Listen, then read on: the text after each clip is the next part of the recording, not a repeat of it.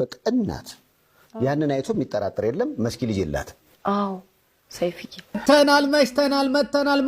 መተናል ፌሽታውን ይዘናል። የደስታ ነው፣ ምንጩ ነው፣ ሰርግ ነው ዛሬ። እንደ ሰርግ የሚያስደስት ነገር ምን አለ? በተሽከርካሪ ወንበር ላይ ራሱ 5 ጊዜ ያሽከረክራል።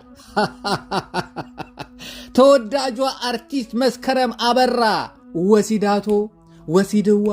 ወሲድዋ ተብሎላታል። የሚገርመው ባለሀብት ወስዷታል፣ እፍስ አርጓታል። በርከክ ብሎ መስኪዬ ታገቢኛለሽ ሆይ ሲላት፣ አዎ የኔ ንጉሥ ሆይ ተነስ ከዚህ በላይ አትንበርከክ አገባሃለሁ ብላለች። እውነት በጣም ደስ የሚል ነገር ነው። በጣም ደስ የሚለኝ ነገር እኔ ከማውራው ራሱ ወጥቼ እዚህ ጋር ሳወራ በቃ ደስ በሚል ሞራል ደስ የሚል የሆነ ኢነርጂ ተሽከርካሪ ወንበር ላይ 7-5 ጊዜ የተሽከረከርኩ ማወራው ደስ የሚለኝ ቀይ ደስታ ነገር ነው።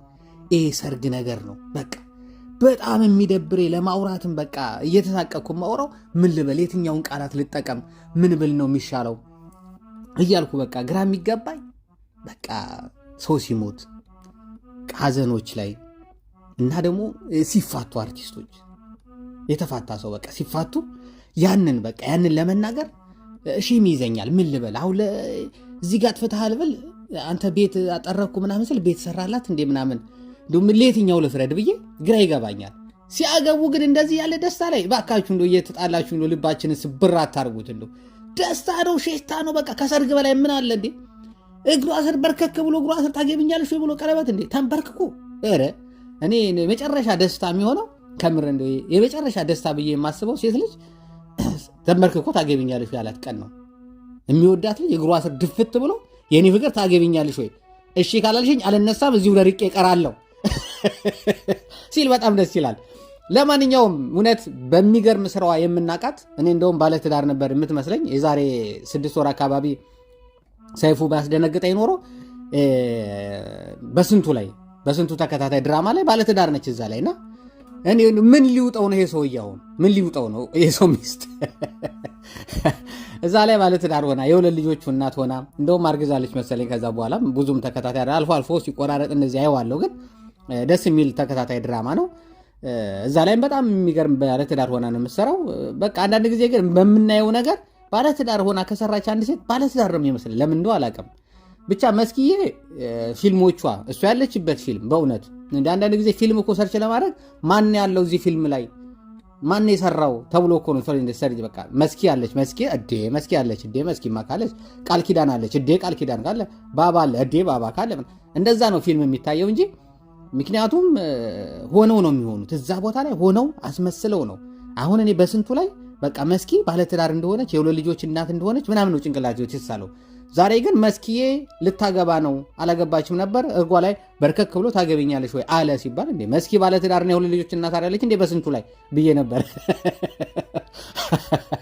ለካ ቀልድ ነው እሱ፣ ለካ ጨዋታ ነው፣ እንዲህም አለ ነው ለካ።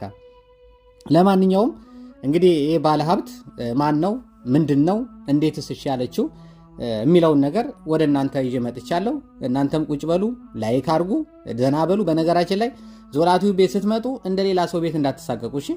ዘና በሉ፣ ቁጭ ያላችሁበትን ወንበር ደገፍ በሉ። እኔ ዝም ብሎ በቃ ኩርምት ብሎ የሚያይን ሰው እኔ አይመቸኝም።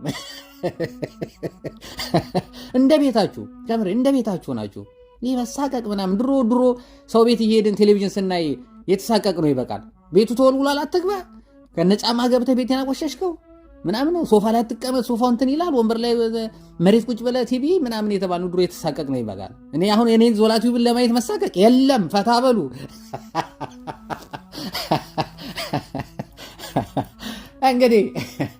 እንግዲህ ወደ ዋናው ጉዳይ ስንገባ መስኪ በነገራችን ላይ በጣም ብዙ ኢንተርቪው ላይም የተለያዩ ቦታ ላይም የምትወጣ ልጅም አይደለችም። የምትወጣበት ደግሞ አሳማኝና የስራ ቦታ የሆነ ለስራዋ የሚጠቅመው ቦታ ነው እንጂ የምትወጣው እንደዚህ እንደሰራችው ስራ ከኢትዮጵያ ውስጥ ምርጥ አርቲስቶች ከሚባሉ መደዳ ውስጥ የምትጠቀስ ነች። በሴቶች ማለት ነው፣ በሴቶች ምርጦች ውስጥ የምትገባ ነችም ደግሞ ግን እንደዛነቷ ምንም ኮሽታ ወሬ እንኳን አይሰማባትም። እንደዚህ ሆነ እንዴ አግብተው እንኳን ከከሌ ጋር ይታማል፣ ከሌ ጋር እንደዚህ ትሄዳለች ምናምን ይባላል። እሷ እኮ ምንም ወሬ የለባትም። ምክንያቱም ስራዋን ነው አለቀ። ይሄ መፖሰት፣ ይሄ መጨፋፈር፣ ይሄ መፖሰት፣ ይሄ በየቦታው ኢንተርቪው መሄድ፣ ይሄ እንትን በቃ ይሁኝ ማለት የለም።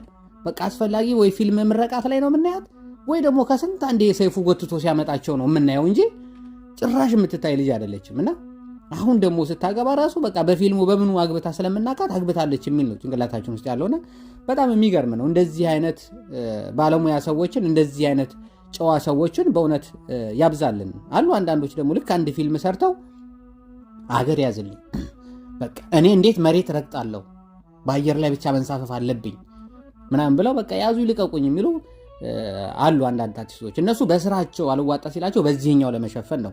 ብዙ ጊዜም ደግሞ ብለዋል ያቃ እንደዚህ ካላወራን ስራ የለም፣ ስለዚህ ያን ስራ ለማግኘት እንደዚህ ማውራት አለብን ብለው በተደጋጋሚ ጊዜ አንድ ጊዜ እንደዚሁ ሄኖክ ድንቁም ሲያወራ ሰምቻለሁ፣ ብርክቲም ስታወራ ሰምቻለሁ። እኛ ስንፈልግ እንሰጣቸዋለን፣ ምክንያቱም ሲጠፉ ልክ አሁን ዝም ተብሏል። አይታችሁ ከሆነ በዚህ ሰሞን የሉም። አሁን እነ ብርክቲ የሚባሉ እነ ማነው ቅድም ያልኩት ሄኖክ ድንቁ የሚባሉ ምናምን የተለያዩ አርቲስቶች እነዚህ እዩኝ ሁልጊዜ ካሜራ ላይ ብቅ የሚሉ የሉም።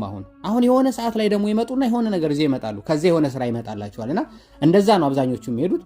ግን በስራቸው የሚተማመኑ በስራቸው ልክ እንደ መስከረም አበራ በስራቸው ብቃት ያላቸው ሰዎች ግን አታዩቸውም። በቃ ስራቸው ነው፣ ስራቸውን እናያለን፣ እኛም ብቃታቸውን እንመሰክራለን። ሰርጋቸውንም እንደዚህ ደስ በሚል ሁኔታ ደስ ብሎን እንዘግባለን፣ እናጅባለን። ገና ይጨፈራል፣ ገና ቀለበት ነው፣ ገና ቀውጢ ሰርግ ይደረጋል። ግን ባሏን ማሳየት አልፈለገችም። በነገራችን ላይ አሁን ጊዜ የመጣ እንትን ብዙ አርቲስቶች ያው ከሚመጣባቸው ነገር ይመስለኛል እንግዲህ የሚዲያ ሰዎች የህዝብ ሰዎች ሲሆኑ ሁሉ ነገር ከህዝብ ጋር ነውና አሁን ግን መስኪ ከወዳጆቿ ከወገኖቿ ከአድናቂዎቿ ሁሉ ደብቃ ነው ልትሞሸር ያሰበችው። ቀለበቱን ራሱ 20 ሰዎች ናቸው እንጂ የተገኙት ማንም ሰው እንዲገኝም ማንም ሰው እንዲሰማም በዝግ ነው የተደረገው። ግን ወሬ እንዴት ቤት ወሬ እኮ አያመልጥም እኮ ወሬ አያመልጥም። ስለዚህ ወሬው ደግሞ ከች ብሏል በከረኮንች። እኔም ደግሞ የሰማሁትን ነገር አድማጮች ትቀየሙኛ፣ ብዙ ጊዜ ስትቀየሙ ይሰማለሁ። ዞላቲው ደበከን ሰምተን ለምንድን ያልነገርከን ምናምን እያላችሁ ስለምትቀየሙኝ አይ ሰምቼ አድማጮቼ ይቀየሙኛል ብዬ ወደ እናንተ ይዤ መጥቻለሁ። እንግዲህ ብዙ አርቲስቶች ማሳወቅ አልፈለጉም። ያው እየመጣ ያለው ነው። ያው የተወሰነ ወይ ይባላል፣ ከዛ ፍቺ አለ። በቅርብ ጊዜ በጣም አስደንጋጭ ፍቺን ሰምተናል። ወልደው ከብደው የት ይደርሳሉ የተባሉ ጋብቻ 10ኛ ዓመታቸውን እንደ ሰርግ አድርገው ያከበሩ ዳጊና ሳምሶን በእውነት የሚገርም 10ኛው ዓመት ራሱ ሰርግ የሆነ 10 የትዳር ዓመታቸውን በሰርግ ሁኔታ አክብረው ያንን ባከበሩ 11ኛ ዓመት ሊመጣ ሲል ነው እንግዲህ የተለያዩት በጣም በሚያሳዝን ሁኔታ። ሁለተኛው ደግሞ የገነት ንጋቱ እንደዚሁም ደግሞ የሷ በጣም የሚገርም ሰርፕራይዝ አርጋናለች ከ14 ዓመት በኋላ እንደ አዲስ ጋብቻ። እኔ እሱን የተመኙት በእውነት የሷ የልጆቹን ደስታ እንደ አንዳንድ ጊዜ አንዳንድ ደስታ ማወቅ ቢቻል በእውነት ማወቅ ቢቻል ደስታን ማወቅ ቢቻል እንደው ዝም ብሎ ፊት ላይ የምናየው ደስታ አለ ወይ በጣም ደስ ብሎኛል ብሎ ጨፍሮ ወይ አልቅሶ የሆነ ምን የምናየው ደስታ አለና የሆነ የውስጥን ደስታ ማየት ቢቻል በእውነት የገነት ንጋቱ አባትና ምክንያቱም ልጆቹ ብዙ ሞክረው ከእንግዲህ ወዲያ እንዳታነሱ ዝጉ ተብለው ዘግተዋል። ሰይፉ ላይም መቼ ነው አባና ማብራን የምትታረቁት ብለው መቼም አንታረቅም እንዳትጠብቁ ተብለው የተዘጋ ፋይል ነውና እንደው የተጋቡ ቀን እንደ ከ14 ዓመት በኋላ ይልክ ሲጋቡ ሲያዩ ደስታቸው ቢታይ ውስጡ ብዬ ተመኘው። በእውነት ነው የምለው ተመኘው። ግን ያው ደስታ ያው አይታይም ፊት ላይ ፈገግታ ላይ ወይም ደግሞ አልቅሶ ወይ ደግሞ በሆነ ነገር ነውና እንትን የሚለው ግን በጣም የተመኙ ሰርግ እንደዛ ነው። ለማንኛውም የተጣላ በሙሉ ይታረቅ። መስኪዬ ውለጂ ክበጂ፣ የፍቅር ዘመን ይሁንልሽ። ባልሽ ግን የፈለገ ቢሆን ከካሜራ አያመልጥም፣ ከምንም አያመልጥም፣ ይያዛል። ስለዚህ አሁኑኑ በሰላም ፊት ለፊት ይሄ ነው ባሌ፣ ማንም ሰው እንዳይነካብኝ አደራ፣ የኢትዮጵያ ሕዝብ እኔ እናንተ ነኝ፣ ባሌም እናንተ ነው፣ ጠብቁልኝ ብለሽ ለእኛ ማስረገብ አለብሽ። ስለተከታተላችሁ ስለ ሁሉም ነገር በጣም አመሰግናለሁ። አብሬ የቆያችሁት ከእናንተ ጋር አብሬ የቆይሁት ያያዞላ ያያዞላ ያያዞላ ያያዞላ ያያዞላ